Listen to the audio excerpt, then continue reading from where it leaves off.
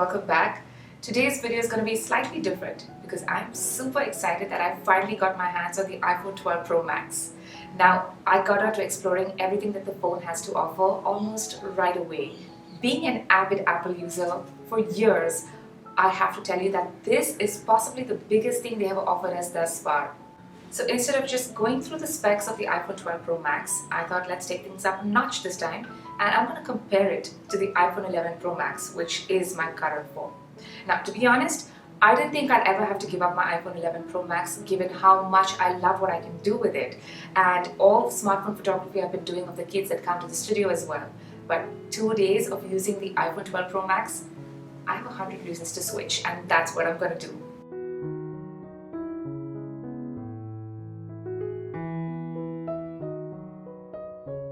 So I got the gold iPhone, and the box's packaging matches it to perfection based on the phone inside. Since mine is gold, the box kind of looks like this. First impressions from looking at the phone, let's just say this phone is huge. Now the iPhone 11 Pro Max is about 6.5 inches. This one is a whopping 6.7 inches, although there's a very small difference in weight, so you're not going to be lugging around something too heavy. The other thing I love about it is that they've brought back the squared off edges look. Call me old school, but I kind of like this one over the curved edges from the iPhone 11 Pro Max. Moving on, another notable difference is the ceramic shield, which is kind of like an enhanced version of the Gorilla Glass on the iPhone 11. This change basically means that the ceramic shield gives you a 4 times better drop performance than the Gorilla Glass on the iPhone 11. Honestly, I don't have it in me to conduct a drop test. But a part of me was really curious to see what this could do because I work with children and there's a very high chance of me dropping my phone more than once. So I ended up watching a whole bunch of these drop test videos, and I was quite surprised that the ceramic shield could help withstand a lot more than what the iPhone 11 could do, especially while dropping it from much higher levels. I'm not sure about you, but my heart skips a beat every time I watch one of these drop test videos. Okay, now onto the main area of focus, which is the camera. Now, I use the camera extensively to capture pictures or candid pictures of children and families apart from the ones captured on my professional camera. I also conduct a whole range of smartphone photography workshops for parents across.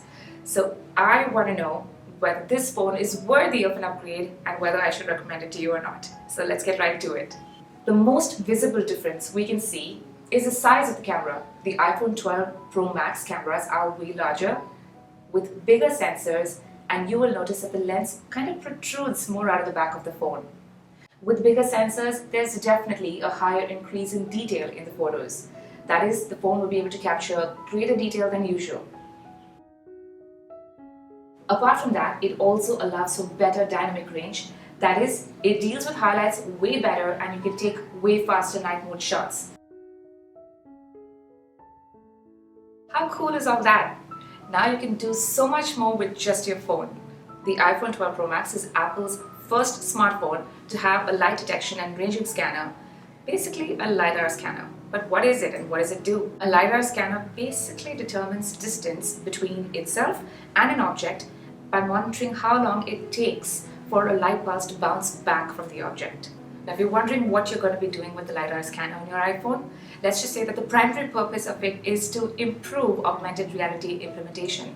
So you're going to get a much better experience with all your games such as Pokemon and the likes of that.